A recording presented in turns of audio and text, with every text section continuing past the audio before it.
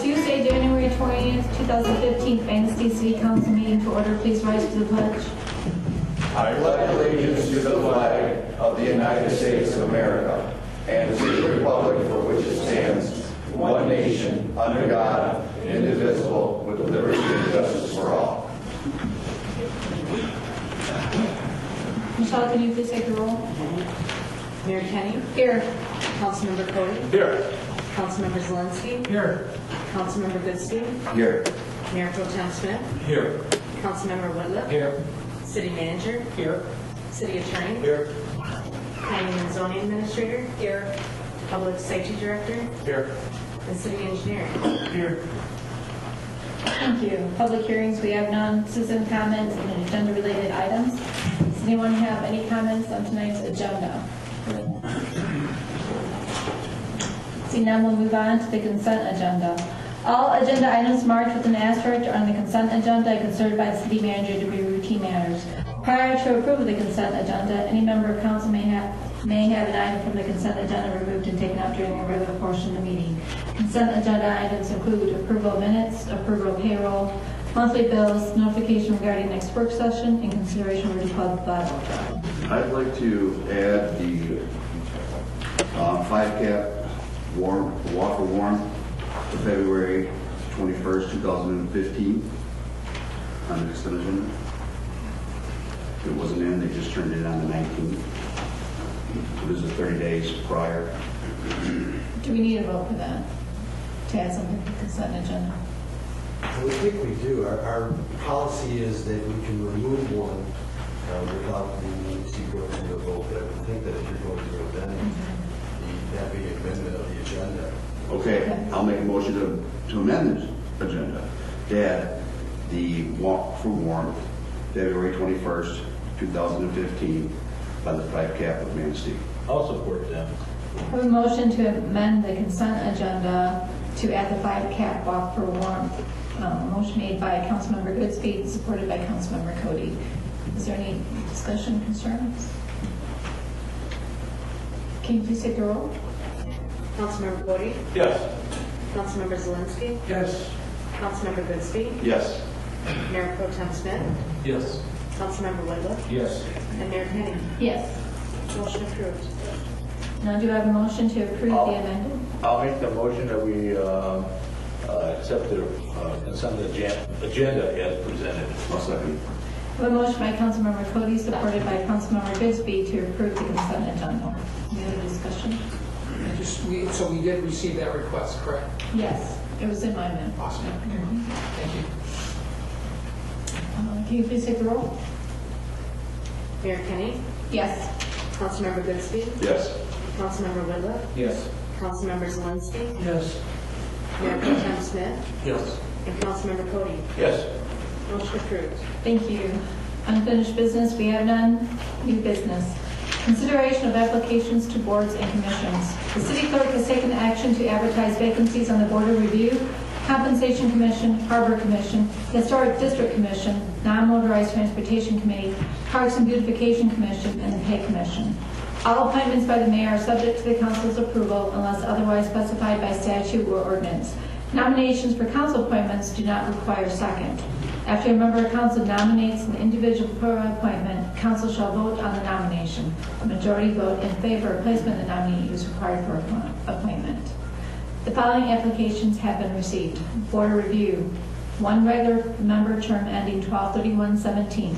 Applicant shall be tax-paying electors of the city who are owners of property assessed for taxes in the city and at the time of their appointment.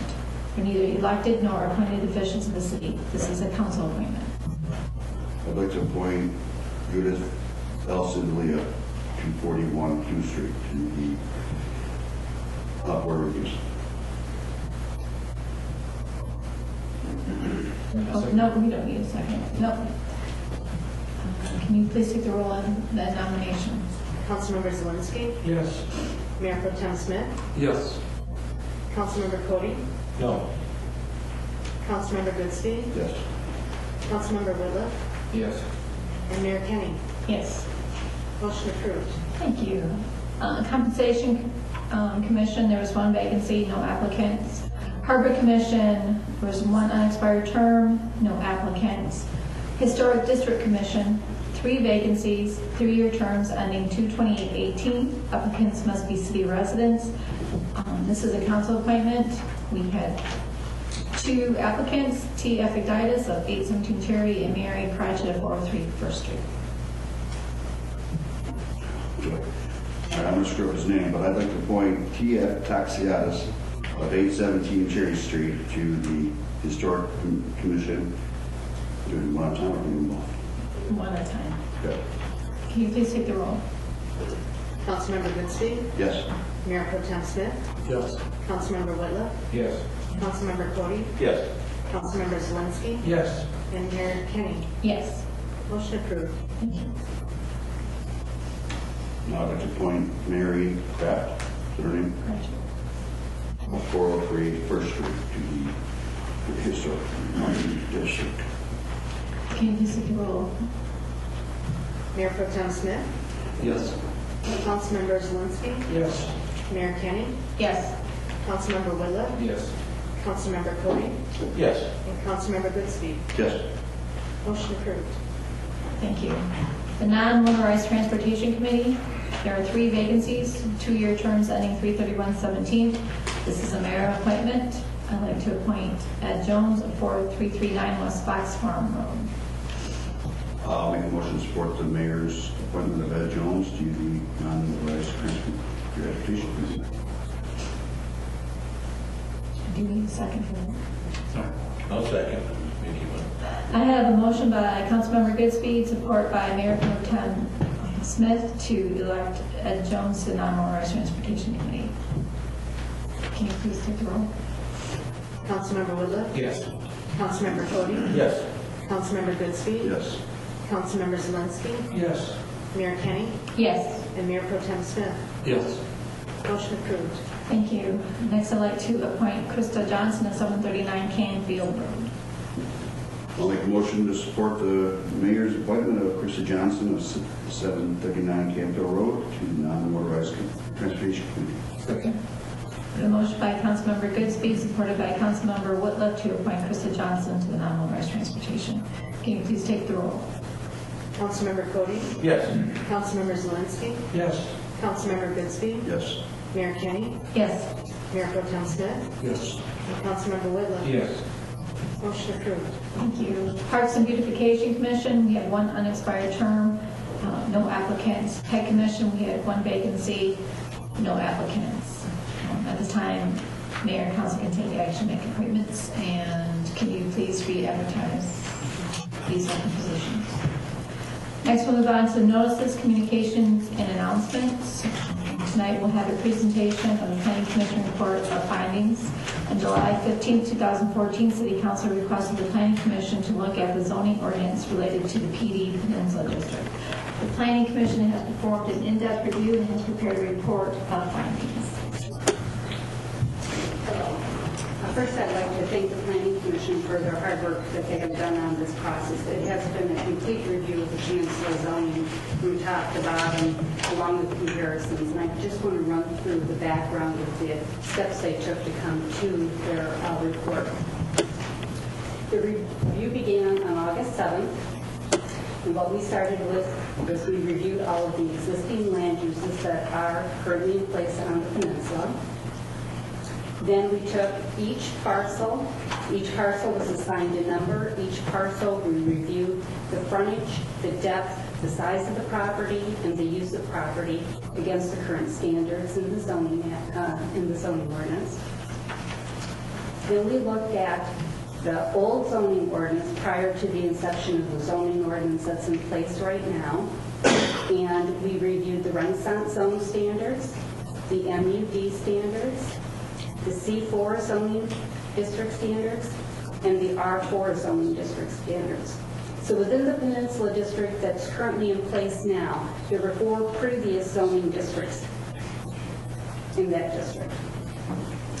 And under the old ordinance, there were 17 zoning districts. The new ordinance, we have 11. We had 2 overlay zoning districts. We now have 3. SIP codes were used to identify the uses, and we have eliminated those. We use definitions in place of SIP codes, and I will tell you that is much more user-friendly. You could not answer a question without pulling out another book before this ordinance. Then we have a table of uses that's in place in the zoning ordinance currently. I took the standards of uses, and this is just the first page. And we have the peninsula, which uses are used by right are indicated by an R. The special land use is SLU. And we also have key street frontage. It isn't indicated on this sheet.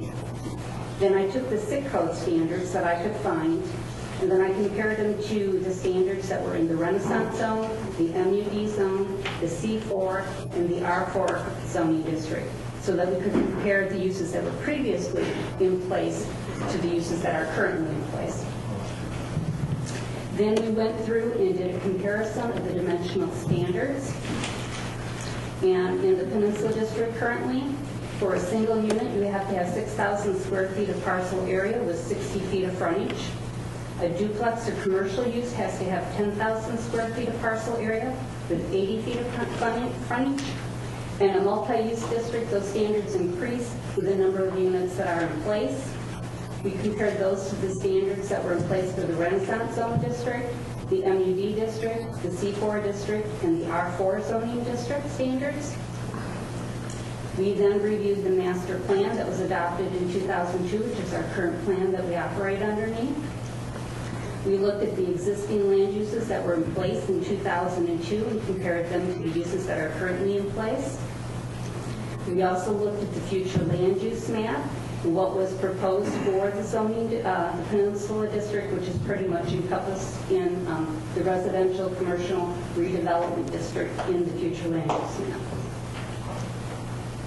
On September 4th, I sent out 97 invitations to the property owners and the occupants in the Peninsula District. 12 people spoke at the meeting, and we received 5 letters. On September 28th, we continued our review at a work session. On October 2nd, we actually did a comparison with the adjoining R3 high-density residential district. And what that comparison did was, because with the new ordinance in place, we were checking to see how many nonconformities were created with the new ordinance versus what was in place prior to it. So the comparison of the 2 districts really gave us a good indication on how many nonconformities are in place in other zoning districts besides the Peninsula District. On October 16th, we started discussing changes to the table of uses. Those are the uses that are either used by right or require special land use. And we began discussing the parking requirements. On November 6th, we discussed the vision for the peninsula. We discussed if the peninsula redevelopment plan still applied, and should changes be made to the dimensional standards, what changes should be made to the uses, should changes be made to the parking requirements. And on November 20th, we began drafting the report of findings. We had our final review on December 4th, and then on January 6th, we finalized the document with just a few minor changes. So it took us 6 meetings and 3 work sessions to have this finding of facts as requested by the City Council. And the findings of the Commission are as follows. And I'm breaking this down as you would read it in the zoning ordinance. And in the zoning ordinance, we always start with the purpose and intent for the zoning district. And what we did with the Peninsula District, as you read it, the language is exactly the same except at the end where we added "and mixed use." So this is a statement that's prepared, and it's a little different for each of the zoning districts as to what the purpose and intent of that particular district is. Then we looked at the uses permitted by right, and the Planning Commission discussed adding the contractor's facility as a use by right. to add an eating and drinking establishment as a use by right, which would change it from a special use. Then we would add mixed use, and we would change it from a special use to use by right. Now, this discussion happened after we had attended our RRC training for the Redevelopment Ready Communities program. One of the requirements in the program is that you have at least one zoning district that allows a mixed use as a use by right. And currently, all of ours are special land uses. And the definition of a mixed use is a development of a tract of land, building, or structure with a variety of complementary and integrated uses, such as, but not limited to, residential, office, manufacturing, retail, public, or entertainment in a compact urban form. So with this proposed change by the Planning Commission, this would also bring us into compliance for receiving our certification under the RRC program. Then we looked at the uses that are permitted by special land use, and we discussed it, went through it in great detail, and the consensus from the Planning Commission was to add animal grooming, that we would delete eating and drinking establishments because we're changing that to use by right, that we would add a financial institution because we're going to change it from a special use that requires Key Street frontage, and I'll go through that when we hit that section of the ordinance, that we would add a greenhouse and nursery, that we would delete mixed use because we're changing that to use by right. And then they discussed shipping, and that the Planning Commission would consider allowing a shipping facility as long as the special use language could be developed that the Commission is comfortable with. Currently, we do not have language in the ordinance for a shipping facility. So that would be language that you have to actually develop the special use standards for a shipping facility in order for that to be added to the ordinance, and that language would have to be drafted. And I just wanted to point out that there is a difference between a greenhouse and an outdoor sales facility. That a greenhouse or nursery is a land or portion thereof, including a building whose roof and sides are made largely of glass or other transparent or translucent material, in which the temperature and humidity can be regulated for the cultivation of delicate or out-of-season plants for subsequent sale or for personal enjoyment. A greenhouse and nursery may be used to raise flowers, shrubs, and plants for commercial sale or personal enjoyment. Now, an outdoor sales facility is the display and sales of products and services primarily outside of a building or structure, including vehicles, garden supplies, boats and aircraft, farm equipment, motor homes, burial monuments, manufactured housing, recreational vehicles, building and landscape materials, and lumber yards. And I just point that out because of the landscaping use that was previously going on at the peninsula. Now, to talk about the Key Street frontage. In the city, because we reduced the number of zoning districts down, we did want to have flexibility for some uses instead of creating like that whole corridor along US 31. Because of the use of it, it has a different feeling than it would say where Mark lives down on 10th Street. Because of that Key Street frontage, those properties have the option or are eligible for special uses that apply just to them because of that Key Street frontage. And since US 31 is a Key Street segment, there are only 3 parcels in the Peninsula District that have Key Street frontage. And those are the Chamber, the former Mobile Station, and the Auto Value. So we were going to, the discussion is to delete section 603, the uses that are permitted by special land use permit requiring requires frontage on a Key Street segment. We would be deleting a financial institution because we're changing that to a special use. We are deleting motel. Now the difference is hotels are permitted as a special use, but a motel is where you actually park in front of your door and you walk into your room.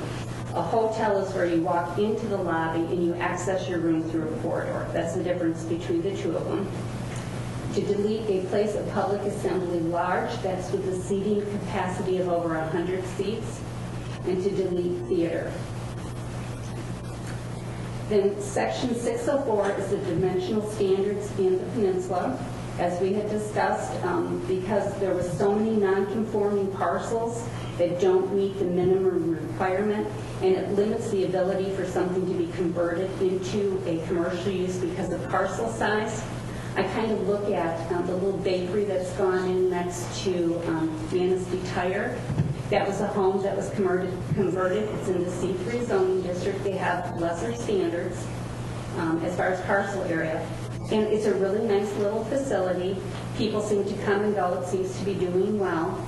And what we've discussed in the feelings of the commission was to just require 60 feet of width and 6,000 square feet of parcel area, whether it's a single family, mixed use, or a commercial use, or a duplex. So that frees up the ability for somebody who has, or for a building on a smaller lot in the peninsula to actually have a commercial use in it. Section 605, there are currently Renaissance zone standards. It's an overlay in the Peninsula District. Those zones expired on December 31st. So the findings of the commission is, since it's already expired, let's just delete that section so that it's up to date. And the two parcels that were in the Renaissance zone is the Ironworks parcel along with the vacant parcel that is currently owned by consumers. And in order to provide, because our parking restrictions require, if you have an office use, there's, depending on the size of the office, you have to provide X number of off-street parking spaces. And when we reviewed the district, we knew that there's a lot of places that that would apply to. We don't have those kind of standards in the downtown. The only places downtown that you need it, I think, is for a hotel, adaptive reuse. There might be just a couple uses. So what we did is we decided to add a new item that reads that for all permitted uses and special uses in the Peninsula District, the parking provisions of this section shall not apply except for hotels, marinas, and places of public assembly. And then we would also amend item 8 that for the hotels, marinas, and stuff like that, what it does is it allows the planning commission to approve shared parking arrangements. So sometimes, especially, there's a couple times a year, marina might be slammed, have a lot of people in there, but at other times they might not have as many, so they might just do a parking lot that provides for shared parking that allows that flexibility. And the planning commission felt that it was more important for the owner of a business to figure out, to have that opportunity to open up a business, and parking, there's always been street parking, especially with the new streetscape that's down there, similar to what's downtown. And then like the Auto Valley was one of our examples we discussed because they have this beautiful big parking lot for the Auto Valley that they needed for their store, but that parking lot is very seldom full. So there may be some ability for some shared parking within joining business to make out some arrangements for them. And this was decided by the Planning Commission. The vote of 4, Commissioner Berry, Brown, Whitliff, Yoder. There's no abstention. There was a no vote from Commissioner Fortier, and both Commissioner Dean and McBride were absent, so that motion carried. I have a question. What about the Milwaukee House? Did anything change on that? Is that still okay? The Milwaukee House? Yeah. Actually, that parcel does not meet the requirements currently for a commercial use, but it is a legal non-conforming use because it is in place. And what happens is with this, the proposed changes that the commission does, it really does allow the flexibility for somebody to go in and redo something with that building other than what the current use is. What about the property just south of the Milwaukee House? Oh, yeah, the old places. The other building? Yeah, the old building. Yes, that parcel will meet the requirements then for a commercial use that was not previously available. And that will be available when the changes go into effect because that parcel did not meet the parcel area requirements for commercial use. So it does really provide a lot more flexibility for that area for more commercial development than what currently has been in place. Thank you. Can you discuss these just briefly, the neighborhood which set up by Wesco and how that was pulled out of the PD district? Yes, when we first started our review, I had included a few parcels that weren't supposed to be in there. So I did take and change that. The two houses that had complained, after I discussed with them, see again, their concern was the development of commercial uses next to them. But US 31 is a key street segment. So even in the R3 zoning district, they're concerned about somebody purchasing the homes up front on US 31 and converting them into a commercial use that is still applicable in the R3 zoning district. But I did go through that review and sit down with the neighbors up there because they were concerned about having commercial uses right next to them. But Wesco is actually a legal non-conforming use because, again, that parcel is too small for the R3 zoning district.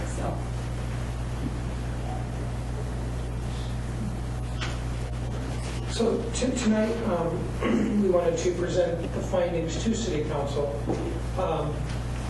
Traditionally, the next step would be that this would go back to the staff. Staff would start drafting, working with the attorney, drafting ordinance amendment languages that would then be taken back to the Planning Commission. Planning Commission would approve that amendment languages. They would hold a public hearing at the Planning Commission, and then ultimately would be forwarding on their recommendation to the Council Ordinance Committee. Council Ordinance Committee, and then 2 readings of City Council. That's the process how this normally would take following it. We also could, if Council would choose to, based upon the voluminous nature of this particular information, and the fact that we've been talking about this for a long time in regards to shipping, this could also be put on a work session for discussion from City Council going that direction. So looking for council as to how you would like to see us proceed with this. Traditionally, this would go straight back to the Planning Commission and moving forward. I mean, they change the zoning ordinance on and off in time, and they don't do these reports. This was a request from council to prepare this report, present it to council. Traditionally, this would go back to the Planning Commission to finalize their portion of the ordinance amendments. I've got the comment, I got how best to expeditiously get this thing, get the ball rolling here. I don't know which is quicker, if they have a workshop or just I think, I would like a work session like a work session. to discuss, to really understand. I mean, it was presented tonight. I think there's some more things that we need to understand with these changes and what that means. And I really would like a work session too. I think by the work session, we can also hopefully provide some draft language as in regards to shipping facility. I think we can have all of that information, because we have to draft that anyways, whether it's to City Council or to the Planning Commission, we'll have to draft that language and do so. So, again, it's completely up to council's discretion how they would like for us to proceed. I'm here in a work session. That would be the February 10th work session. Is that where we would like to go? Were there other concerns brought up by citizens? You had some that attended the meeting. The main discussion by the citizens in attendance were, some were concerned because they had previously had a commercial use at their property, which would be like Dr. Matthijs' property, and how that use had gone away because he had converted his building into an apartment and was using the other part of his building for storage. Well, that is not the current use of the building. It's an apartment with storage. So what had happened is he actually lost his right because he discontinued the commercial use for a period of greater than 1 year's time. But now that the requirements as far as the parcel size has changed, he does have that opportunity then to market it as a commercial building for somebody to purchase it for a commercial use if they so desire. The mixed-use standard allows a lot of flexibility where somebody could actually say, since we're talking about his building, because there's already an apartment there, they could do an apartment and then another use on the other side that would meet this criteria of the mixed-use definition that I read, and then they could go ahead and open that up without having to go through the special use process. The other concerns were, of course, relating to if shipping should or should not be back allowed on the peninsula. Thank you. So we will put that on the February 10th work session for a council discussion, continue discussion on this, and then hopefully my goal would be coming out of that work session, direction would be provided back to the Planning Commission to the planning commission, whether shipping's in there or not. I think there were many recommendations other than just the shipping. So if we can get that recommendation heading back to the planning commission one way or the other, that'd be wonderful. So we can start that. It really was a nice process to help open the Peninsula District up for more opportunities for the city and for our residents. We were kind of stifled before, but it's really, the Planning Commission really did a great job. So I thank them. Thank you. Next, we'll hear a regular part of each council meeting is report from a cooperating agency, organization, or department. Tonight, we'll hear from Mr. Barry Lynn, who will report on activities in the Manistee Black River. Thank you, council members, for this opportunity to present an update as to what is going on out at the airport. I will try to be brief, although my board often tells me that I fail to do that repeatedly. So with that, I'll get started. Feel free to ask questions at any point during the presentation if you so are inclined. 2014 in review is our commercial passenger numbers for our airline service this year. At the end of the year, we totaled 7,791 total passengers, which is an increase from the previous year of 45%. One of the things that will probably come through as a theme in this presentation is that I feel that in some ways the airport has kind of turned a corner. We've got many positive things to report, both that have occurred in the past year and that we're looking forward to coming in this coming year, which has not been the case over the last couple of years. We've had some struggles. I think for the most part those struggles are behind us, and we can basically build on a foundation that is now laid in place. So that 45% increase, that puts 2014 as our 5th best year of total passengers in the history of the airport, which now goes back 53, 54 years. So we're really approaching numbers that are very good historically for the airport. Many of those previous high points in time were back in the late 60s and early 70s, which tended to be kind of the strongest period of time, that era for service at the airport, followed by many decades of much less service than that. So we're basically back up to those numbers. And in fact, December, our total passenger numbers for the month of December was our second best December of those 53 years. Another highlight of the past year is that we secured with the U.S. Department of Transportation a 4-year agreement for our continued air service. Typically, the program we are operating under, Essential Air Service or variants thereof, tends to be on a 2-year cycle. Recently, the federal government has allowed airports to request 4-year agreements, which we did and were awarded. That gives us a little more stability, predictability for us to progress forward without having to, essentially, as soon as we wrapped up one contract, you started planning for the next one because 2 years goes by pretty fast.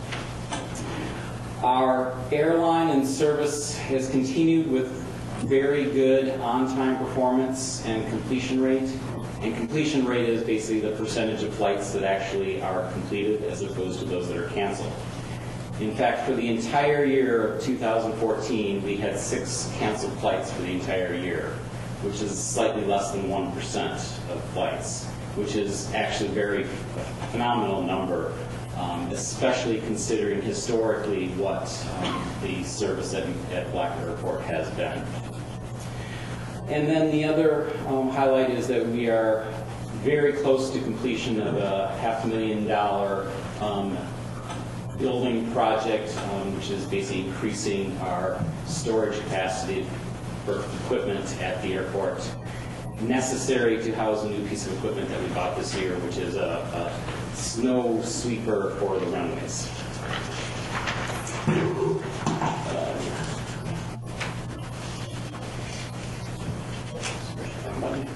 Better. Also, I am also proud, there's, in addition to commercial airline service, which is what most people think about when they're thinking about our airport or any airport, general aviation is also an important aspect of our airport. And two measures that I have here that kind of show also how that is rebounding from previous lows is that this past year our total retail sales of jet fuel sold at the airport to jet aircraft coming in was our best year of sales for jet fuel ever. And for aviation gas, which is what is utilized by smaller aircraft, we've basically seen rebounding sales from a kind of a low point of 2008 through 2010. All good indicators of continued progress we're making. In addition, joint marketing airline efforts with the airline. From a marketing standpoint, we continue to focus on our website, flymanistee.com. That essentially is our storefront. In this day and age, most travel is purchased over the internet. That website then becomes our storefront. Most of our marketing efforts direct people to that storefront where they can gather information and make their purchasing decisions. We've done some marketing efforts through radio, television, a little bit of newspaper, and online efforts this past year. One of the things I want to mention is that even though our service is with a non-recognizable airline name, Public Charters is the current provider of our service, we have the ability, and we encourage people to think about us as an airport, a gateway airport, that they can connect more to than just Chicago, where our service goes to, but can continue on to other destinations. And we have capabilities on our website to show potential customers as to what connections are available and how they can get to various places. And this is an example of flying from Manistee to Denver, connecting on Southwest, and all of that information. That's all possible on our website.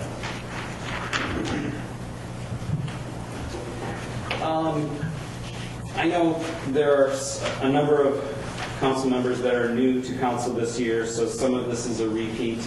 I'd like to make sure that everyone has a basis of understanding of what enables our air service out at the Blackbird Airport. And that primarily is a federal program called the Essential Air Service Program, which enables commercial service at Manistee and about 100 other small rural airports throughout the country.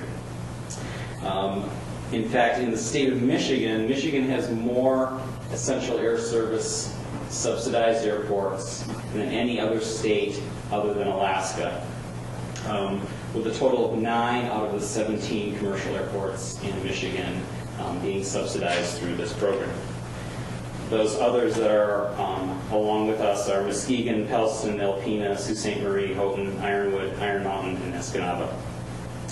The program itself was created in 1978 as part of airline deregulation.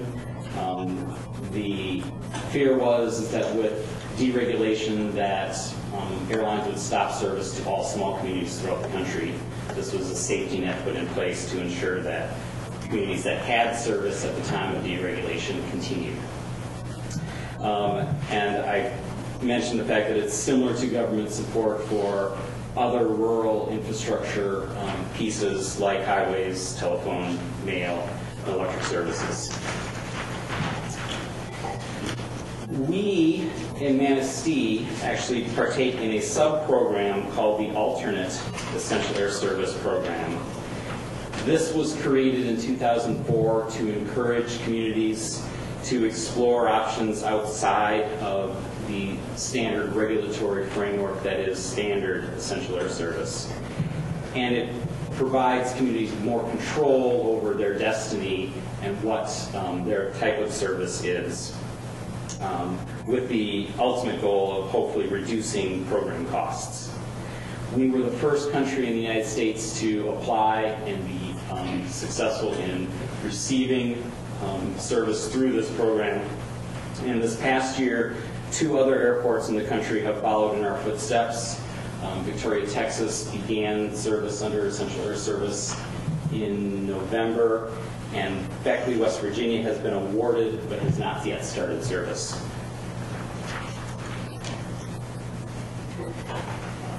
This slide is why Chicago Midway Airport, and this is kind of in response to a common question that I get out at the airport is, why don't you serve or provide service to X?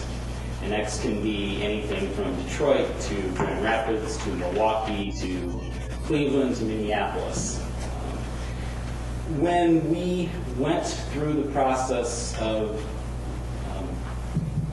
applying for our alternate essential air service, we have the option of basically kind of crafting what we desire as our optimal service. We chose Chicago over other destinations for a few reasons.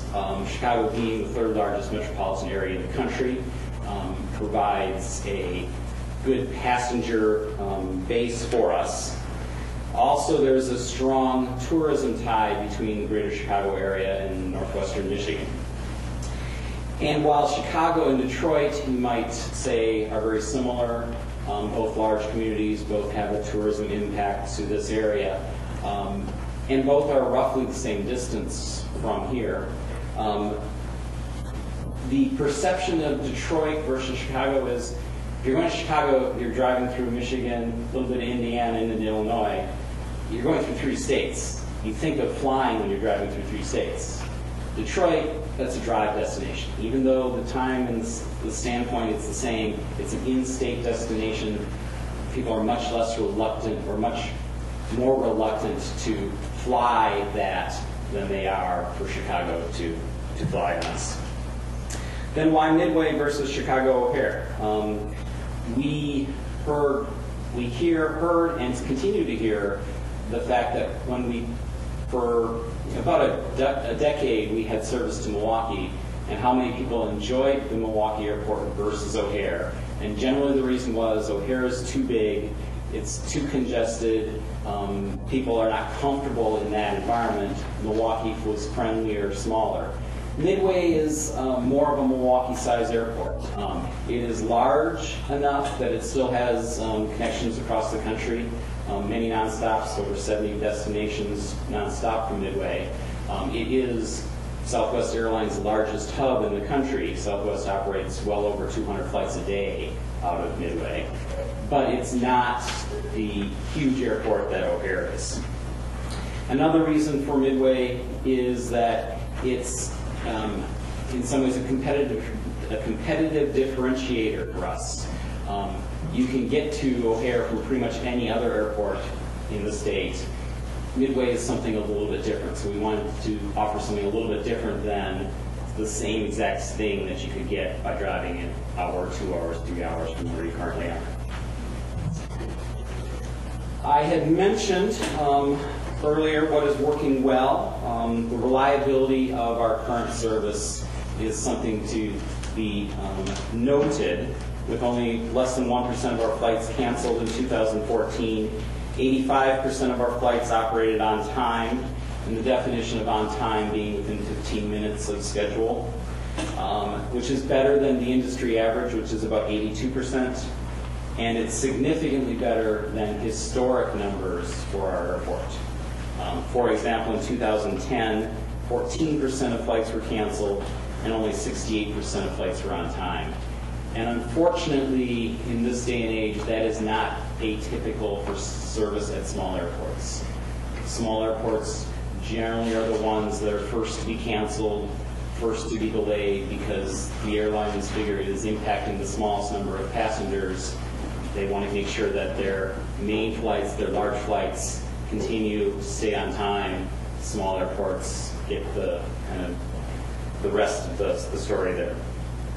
And also, our fares still remain fairly affordable. Our round-trip price has nudged up a bit this year from where it was a year ago. Last year we were at 120 starting, now we're at 129. Most of that increase is due to additional taxes and fees related to the TSA security at airports.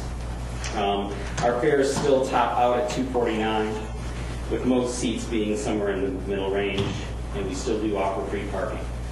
And I'll point out one thing, that there's every once in a while I just see a passenger go up and see, their fare. And I noticed a week ago that someone had booked, and they had booked actually a ticket at our highest fare point at $249. And I was just curious, it was basically a day trip down to Chicago and back. So clearly someone had a business reason or something to be down there and back within the day, and that came out at $249.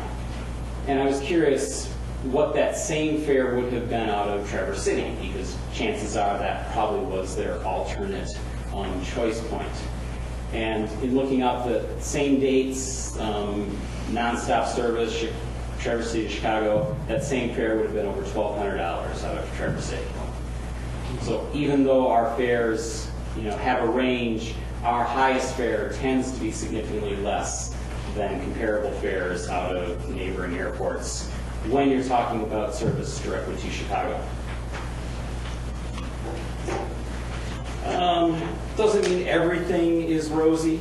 We still do have challenges, and the biggest challenge really is the fact that we are working with a carrier who's basically a non-known name.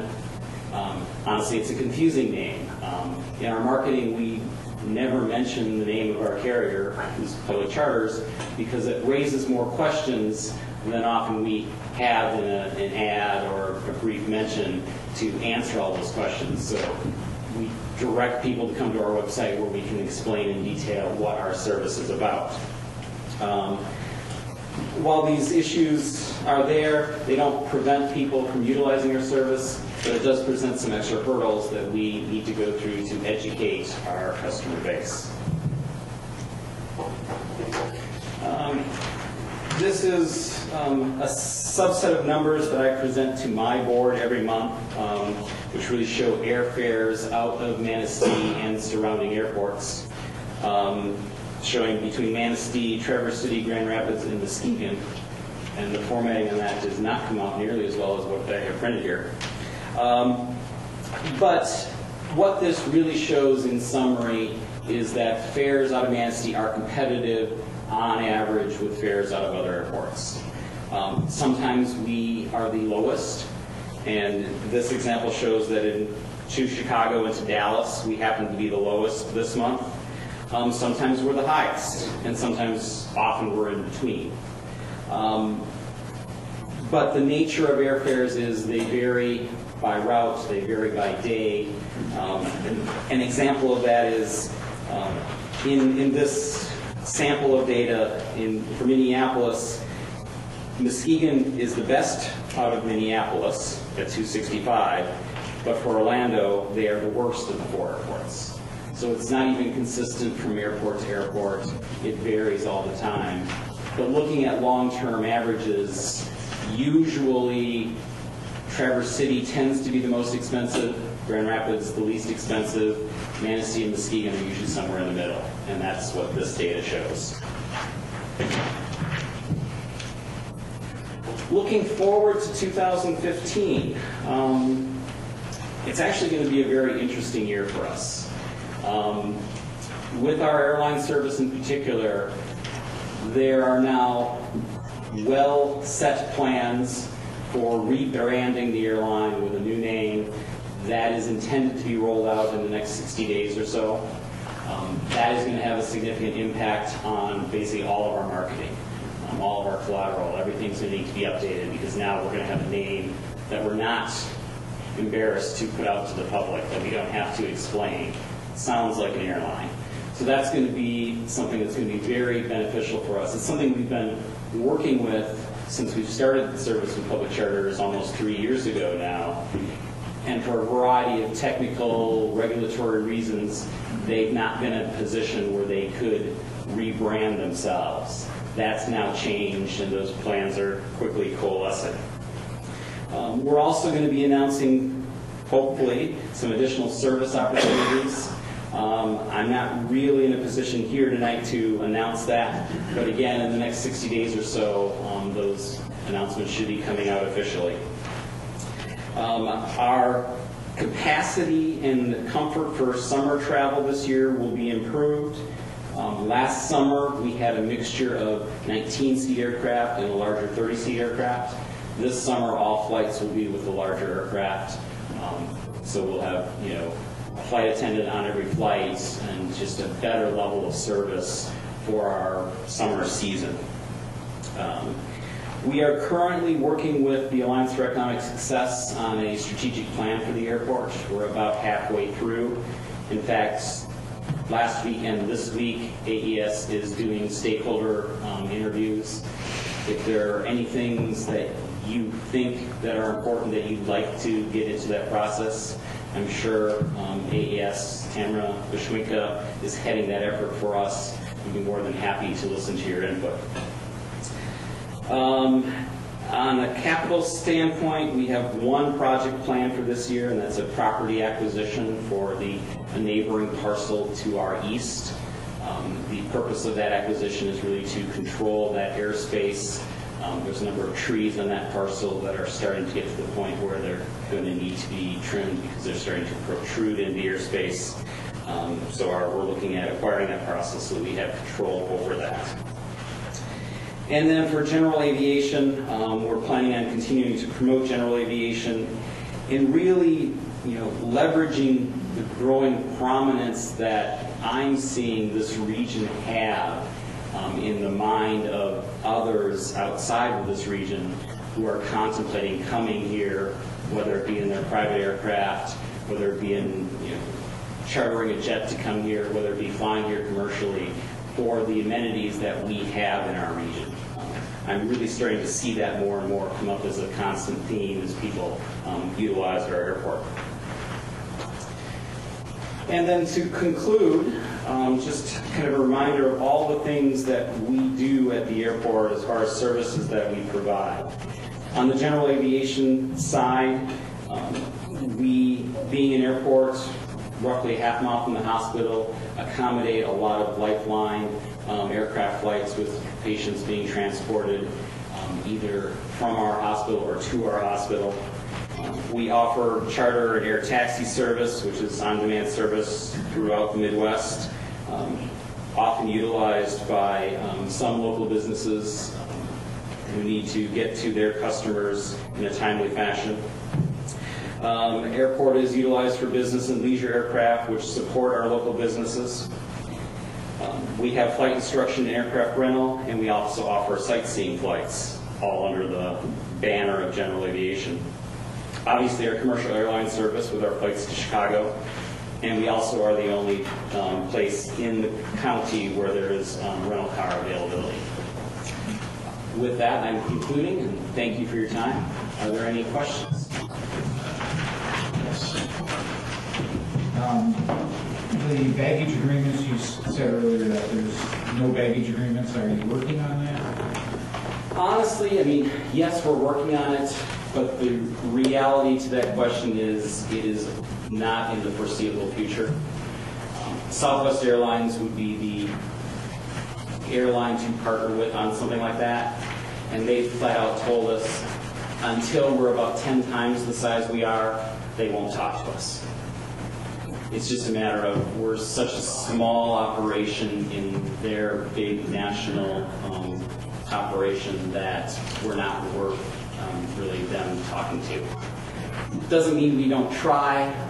It doesn't mean that the landscape won't change in the future. But as of right now, that doesn't look promising. Unfortunately. Sometimes in Chicago, it's you go get your bags and go through TSA. It's a pain. It is. Yeah, it is. Just a couple more, Barry. The 7791 or 7,800 passengers this year. Was that all on commercial, or was that commercial and private? That was all on the airline. Okay. Yes. Beautiful. All right. And then other venues. I said, you said in your presentation that Detroit is a drivable, in my opinion, for whatever that good is. Detroit is a nice airport to fly in and out of. And I know earlier, I think last year you talked about maybe going to Nashville, connecting to Nashville, or... One of the things I'll mention is that in our previous 2-year alternate essential air service agreement with DOT, it explicitly said Manistee to Chicago Midway. In our new agreement, we have the flexibility of flying to any airport. So now we don't have a regulatory or a contractual reason that prevents us. Now it's just what business cases make sense. Okay. And I would not be surprised if during the 4 years of this agreement that for some peak summer time that we might experiment with something potentially like a Detroit. Not being looked at for this year, but we have that flexibility now that we didn't have before. And the reason we asked for that flexibility in our contract was so that we could explore options if it made sense. Thank you. And then... And I'll add to that. Okay. If we were to do something like that into an airport that's not dominated by Southwest, that opens up then us having that baggage and those conversations with new participants that we might get different results from. Okay. And then in the paper you said, probably early in the summer or fall, the magic number is 10,000? 10,000 passengers? And I'll qualify that because it's kind of an apples and oranges. That 10,000 number is 10,000 enplanements. This 8,000 number is total, both coming and going. Okay. So we're about a third of the way we need to be. With our, kind of planned growth, we think we can grow organically.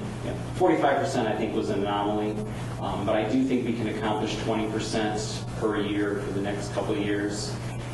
Towards the end of our 4-year agreement, that gets us close but not quite to that 10,000. So we're trying to figure out ways of doing something above and beyond that might provide us that extra kick. And that's something like maybe Detroit or something else that might help us kind of get over that. Because our overall marketing and strategic goal is to accomplish that road back to 10,000 enplanements by the end of our 4-year contract. Now, is there any, last question, any future thought of jet service? Or will it be a turboprop? Jet service is desirable, but jets are much less fuel efficient. If the price of oil climbs back to where it has been the last few years, I would say jet service would be unlikely. If oil stays low, that makes that component less, of an issue. Still, when something takes twice as much fuel to get you from point A to point B, it's still significant. So there's a lot of factors there, but in general, the smallest jet realistically you're going to have is 50 seats. We're this summer going to be standardizing 30 seats for all of our flights. Again, it's a matter of growth. When we outgrow what we have, then that is the next step up, but there's also a premium with cost because jets are not fuel efficient, especially on short routes like this. That's all I have. Thank you. Okay. You and your staff are doing a wonderful job. It's a great plus for the county. Thank you. Any other questions? Thank you, Barry. Next, we'll move on to concerning comments. Citizen comment. This is an opportunity for citizens to comment on municipal services, activities, or areas of city involvement. Citizens in attendance shall be recognized by the mayor for comment, which are limited to 5 minutes. Letters submitted to council will not be publicly read. Are there anybody who would like to comment? So now we'll move on to officials and staff. City clerk. Nothing, Your Honor. Nothing, Your Honor. City attorney. Nothing, Your Honor, thank you. Planning and zoning. Nothing, Your Honor. Public safety. Nothing, Your Honor, thank you. City engineer. Nothing, Your Honor. Councilmember Cody. Yes, I'll be on vacation starting January 28th for approximately 2 weeks. And second, Eddie, would you like to say anything about tonight's presentation about the peninsula plan? Sure. Ed Sang, 448 East Cott Road. It's my home address. My business is 200 River Street. Yes, I'm here because of the zoning. Planning and zoning went through it all. We started this process over a year ago. I appreciated going to the work session to try to get this resolved and move forward. There's jobs waiting. I just keep trying to get this done, and Mr. Cody, we were looking for answers back in September. We're still waiting for the answers. Mr. Saylor recommended probably wanting to get a judgment from circuit court judge on the MOU and the development agreement. If that is something council wants to do, I am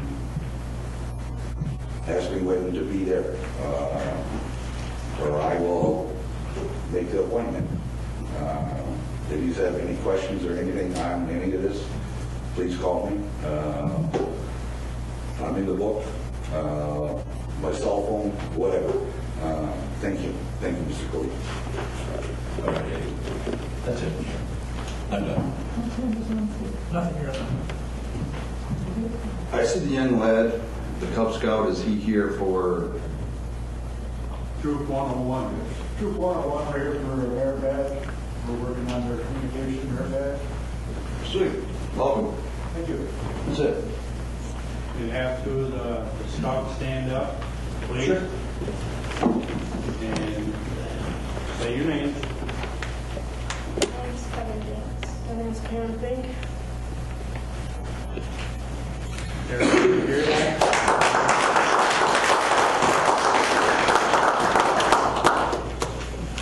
That's all I have. May I come up there? Yes, sir.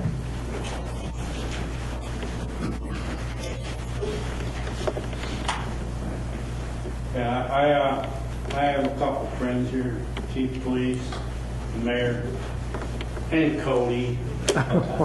And I want to say that,